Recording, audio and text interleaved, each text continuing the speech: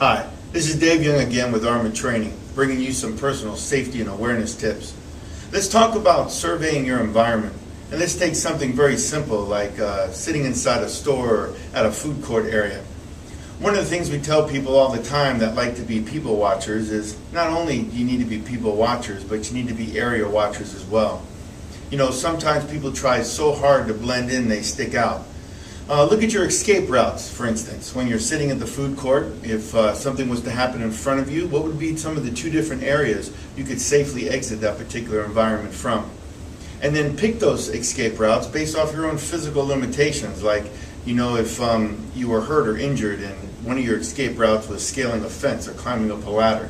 If you physically couldn't do that, then that wouldn't be a good escape route. So be honest with yourself when you select them.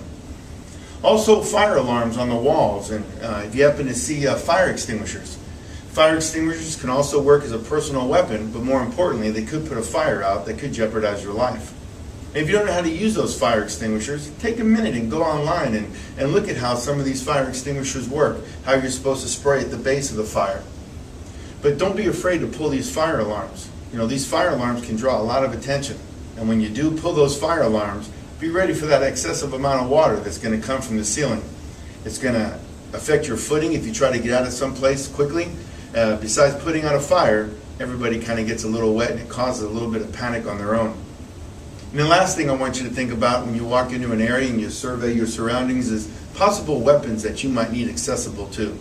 Now, I'm not talking about the guns and the knives you might have to bring or carry on you or something that someone's carrying on them. I'm talking about weapons such as simple as your shirt, a tie you're wearing, or maybe a special pen that you're carrying. Look at the trash cans or something that are hard and sharp that you might be able to pick up, easily accessible, and use as a weapon to defend yourself when and if that time ever comes.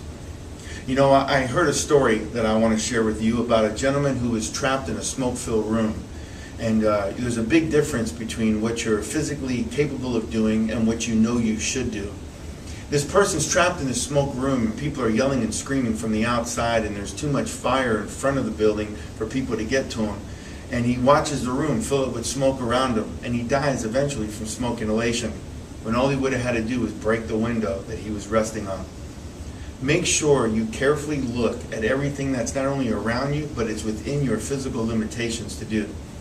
You know, that's not the time to worry about vandalism when your own life is on the line.